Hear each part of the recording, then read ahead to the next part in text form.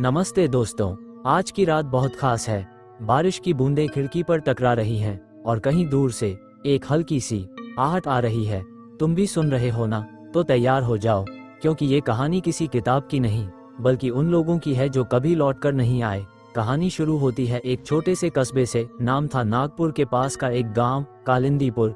यहाँ शहर से दूर जंगल के किनारे एक पुरानी हवेली खड़ी थी। लोग उसे काली हवेली कहते थे। क्यों?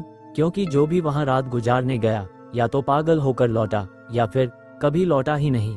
अर्णव दिल्ली का लड़का था, इंजीनियर, पढ़ा लिखा, बहुत अक्लमंद। उसे भूत प्रेत में बिल्कुल विश्वास नहीं था। उसकी माँ की मौत के बाद उसे पता चला कि माँ ने अपनी वसीयत में यही हवेली उसे दी थी जो उनके पुरखों की थी। अर्णव ने सोचा, अच्छा मौका है, हवेली बेचकर अच्छे पैसे मिल जाएंगे। वो अपने दोस्त राहुल और राहुल की बहन नेहा के साथ हवेली देखने आया। नेहा को थोड़ा डर लगता था, लेकिन अर्णव ने हंसकर कहा, अरे पागल, ये सब अंधविश्वास है। हवेली पुरानी है तो क्या, बस साफ सफाई करवानी पड़ेगी। तीनों जब हवेली के अंदर घुसे तो हवा ठंडी हो गई। मकड़ी के जाले, टूटी फर्नीचर, दीवारों पर पुरानी तस्वीरें, सब कुछ वैसा ही था जैसे 70 साल पहले छोड़ दिया गया हो।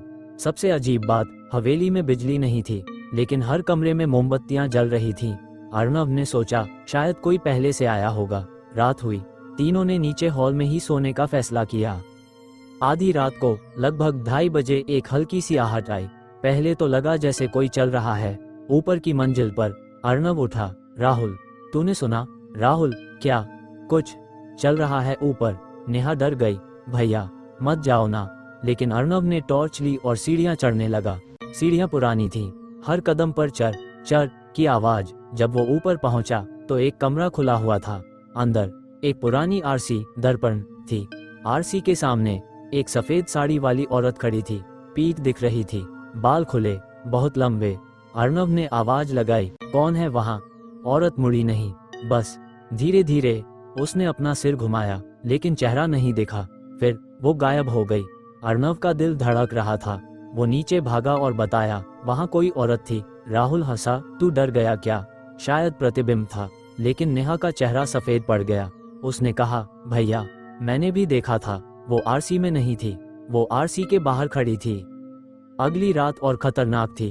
अर्णव सो नहीं पा रहा था। अचानक कमरे में से किसी ने पुकारा, अर्णव बेटा। ये उसकी माँ की आवाज थी।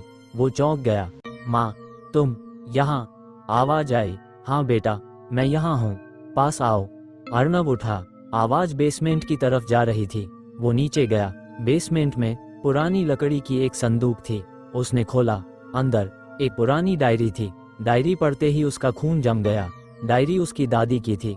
उसमें लिखा था, हमारे परिवार का सबसे बड़ा पाप मेरे पति ने किया। उन्होंने अपनी बहन को इस हवेली में जिंदा जला दिया था, क्योंकि वो उनके प्यार को रोक रही थी। उसकी आत्मा आज भी यहाँ भटकती है। वो हर उस इंसान को मारती है जो इस हवेली में रात गुजारता है, और सबसे पहले वो अपने खून को मारती है। अर्णव की आंखों के सामने दादी की लिखावट के नीचे खून से लिखा था, अगला तेरा बेटा होगा। अचानक लाइटें, मोमबत्तियां बुझ गईं। अंधेरा छा गया। ऊपर से तेज आहट आने लगी।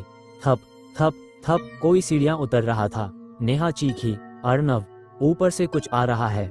राहुल ने टॉर्च जलाई, लेकिन बैटरी खत्म हो गई। अंधेरे में एक सफेद साड़ी धीरे धीरे नीचे आ रही थी। उसके पैर जमीन को नहीं छू रहे थे।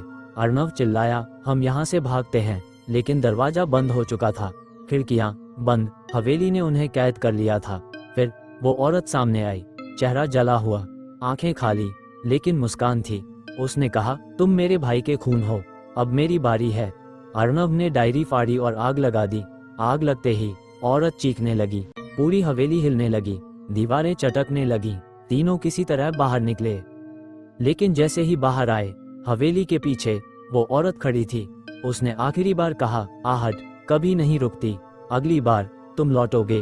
अर्णव, राहुल और नेहा आज भी जिंदा हैं, लेकिन हर रात 2:30 बजे उनके घर में एक हल्की सी आहट होती है। थप थप थप। क्या वो औरत अभी भी इंतजार कर रही है, या अब उसकी आहट तुम तक पहुंच गई है? अगर तुमने भी कभी आधी रात को ऐसी आहट सुनी है तो कमेंट में बताना।